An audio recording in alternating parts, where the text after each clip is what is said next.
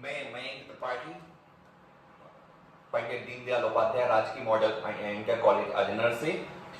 मैंने अपने last lecture में आप लोगों को पढ़ाया था कि क्रिस्टली और अक्रिस्टली ठोसों के प्रकार। आज मैं आपको डिस्कस करने जा रहा हूं यूनिट सेल यानी इकाई कोशिका। कोई ठोस जो होता है, हमने ठोसों के बारे में जैसे अब चर्चा कर रहे थे, तो किसी ठोस में इकाई कोशिका का क्या इंपॉर्टेंस है ये अपन को डिस्कस करना है। इकाई कोशिका, कोशिका इसको कहते हैं यूनिट सेल। यूनिट सेल इसको अपन को डिस्कस करना है। तो मैंने अपने लास्ट लेक्चर में आपको क्रिस्टली ठोस और अक्रिस्टली ठोस समझाए थे, और क्रिस्टली और अक्रिस्टली ठोसों में मैंने आपको बताया था कि केवल और केवल हमें क्रिस्टलीय ठोसों को पढ़ना है। अब कोई क्रिस्टलीय ठोस है तो उसके कुछ पार्टिकल्स भी होंगे जिससे मिलकर वो बना होगा, छोटे छोटे कण भी होंगे।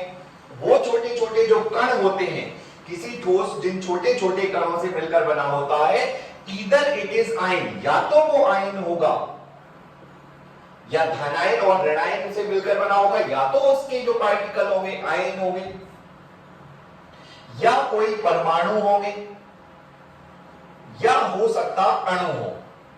यानी कोई ठोस अणु, परमाणु अथवा आयन में से किसी एक से मिलकर बना होगा। अब ये अणु, परमाणु, आयन आपस में मिल जाए तो एक क्रिस्टल लैटिस बना लेते हैं। एक क्रिस्टल लैटिस मतलब एक ठोस बना लेते हैं। जैसे ये कोई ठोस है, सपोज दिस इज अ ठोस, ये एक कोई ठोस है, तो ये ठोस परमाणु, अणु या आयन से मिलकर बना होगा।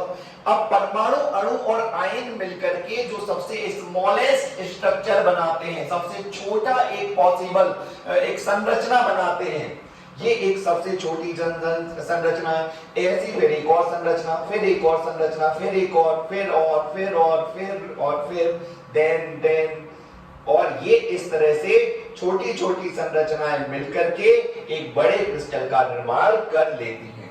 तो इसकी इकाई सेल की परिभाषा क्या हुई यूनिट सेल की, कि जब किसी ठोस में उसके परमाणु, अणु अथवा आयन मिलकर के स्मॉलेस्ट पॉसिबल स्ट्रक्चर बनाते हैं, सबसे छोटी संरचना बनाते हैं, और सबसे छोटी संरचना को बोलते हैं इकाई कोशिका या यूनिट सेल। और ढेर सारी इकाई कोशिकाएं मिलकर के क्रिस्टल लैटिस का निर्माण कर लेती हैं और एक ठोस का निर्माण कर लेती हैं। अब जैसे आपको एग्जांपल हम बताएं, मान लीजिए आपने वो देखा होगा पजल, जिससे हम लोग खेलते हैं, वो रेड कलर, येलो कलर, वो पजल होता है जो क्यूब शेप का होता है। उसके एक क्यूब को अगर आप मेजर करो, जैसे इसका आप ये उठा लो, तो ये कहलाएगा आपका यूनिट सेल यानी इकाई कोशिका। इसको आप बोल दोगे ये इकाई कोशिका है, जबकि आप पूरे इसको क्या बोलोगे, क्रिस्टल लैटिस है। क्रिस्टल लैटिस यानी क्रिस्टल जालक, इसका नाम इस ठोस को बोलते हैं हम क्रिस्टल जालक। एक जाल सा बना रहता है इकाई कोशिका का। सभी सेलों की इकाई कोशिकाएं अलग अलग होती हैं। हमें बात करनी है इकाई सेल कोशिकाओं के प्रकारों की। तो इकाई सेल के दो प्रकार होते हैं। इकाई सेल कोशिका के प्रकार आपको समझ में आया इकाई कोशिका क्या कहलाती, बिल्कुल एक बार मैं फिर से रिपीट कर दूं, किसी भी ठोस के परमाणु, अणु अथवा आयन मिलकर के जो सबसे छोटी संरचना बनाते हैं, उस सबसे छोटी संरचना को कहते हैं हम लोग इकाई कोशिका। और उस इकाई कोशिका की ढेर सारी इकाई कोशिकाएं मिल जाती हैं और एक बड़ा सा ठोस बना लेते हैं, उसको बोलते हैं हम क्रिस्टल जालक। जैसे आपने देखा होगा ईंटे का भट्टा लगा हुआ, जहां पर ईंटे उत्तरवाद भट्टा, सॉरी भट्टा तो नहीं कहेंगे उसको, लेकिन ईंटे जो जहां पर ईंटें पूरी रख दी जाती हैं एक जगह, तो एक छोटी सी ईंट आपकी कहलाएगी इकाई कोशिका, और बहुत सारी ईंटें मिल गई तो उन्हें एक संरचना बना ली और एक इस तरह से रखी हुई है, बहुत सारे गुम्मा रखे हुए हैं एक जगह, उस जगह को बोलेंगे, उस पूरे गुम्मे को एक साथ बोले तो वो कहलाएगा क्रिस्टल लैटिस। अब इकाई कोशिका के प्रकार। इकाई कोशिका बेसिकली दो प्रकार की होती है। इकाई कोशिका बेसिकली दो प्रकार की होती है, सेंटर्ड और प्रिमिटिव।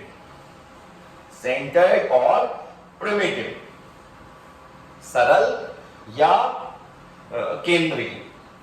इकाई कोशिका के हम प्रकार देखें, यहां देख सकते हैं इकाई कोशिका के प्रकार। इकाई कोशिका के प्रकार, अगर हम इकाई कोशिका के प्रकार देखें तो इकाई कोशिका दो प्रकार की होती है, एक प्रिमिटिव कहलाती सरल इकाई कोशिका,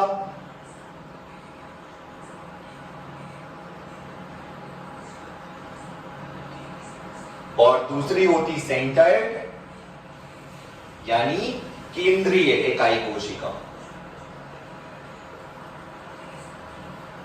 दो प्रकार की इकाई कोशिकाएं होती हैं, प्रिमिटिव और सेंटर्ड। प्रिमिटिव क्या कहलाती, सेंटर्ड क्या कहलाती, इस पे भी अपन चर्चा कर सकते हैं। भाई कोई जो हमारे सिलेबस में हमें इकाई कोशिका मानना है उसको घनीय इकाई कोशिका मानना है हमें, घनीय जो घन। अच्छा घन क्या होता, घन होता है जैसे कोई संरचना जिसमें लंबाई चौड़ाई और ऊंचाई बराबर है, ऐसी संरचना को हम घन कह देते हैं। हम एक संरचना आपके इस बोर्ड पर बना रहे हैं, आप समझ सकते हो, आप 3D में इसको इमेजिन कर सकते हो। हम बना रहे हैं इसको 2 डायमेंशन में, ये ऐसी एक संरचना, इस संरचना को हम घन कहते हैं। और इस घन की लंबाई चौड़ाई एज वेल एज ऊंचाई तीनों की तीनों बराबर हो, ऐसी संरचना को हम घन कहते हैं। अब घन तो आपको समझ में आ गया कि घन ये होता। अगर इस घन में जो परमाणु हैं, अणु हैं या आयन हैं, वो केवल और केवल कोनों पर हैं और कहीं पर भी परमाणु अणु या आयन नहीं है, यानी जो इसके कण हैं वो केवल और केवल कोनों पर स्थित हैं और कहीं पर भी स्थित नहीं है, ऐसी संरचना को हम कह देंगे प्रिमिटिव या सरल इकाई कोशिका, जिसमें केवल और केवल जो प्रिमिटिव जो कण होते हैं वो कोनों पर होते हैं। अगर केवल कोनों पर कण स्थित है, ऐसी इकाई कोशिका को कहते हैं हम सरल इकाई कोशिका, जिसमें कण केवल कोनों पर स्थित होते हैं। दूसरी सेंटर्ड, सेंटर्ड का मतलब होता है कि इनके अलावा और कहीं पर भी, यानी अगर आपसे पूछा जाए कि सरल इकाई कोशिका क्या होती, तो आप बता दोगे वह घनीय कोशिका जिसमें कण केवल और केवल कोनों पर स्थित होते हैं, ऐसी इकाई कोशिका का नाम है सरल इकाई कोशिका। दूसरी बात, अब दूसरी है सेंटर्ड या केंद्रीय। यह बेसिकली 3 प्रकार की है, फेस सेंटर्ड यानी फलक केंद्रित, फलक केंद्रित, फलक केंद्रित। दूसरा बॉडी सेंटर्ड, इसको हम FCC कहते हैं, face centred cubic unit cell.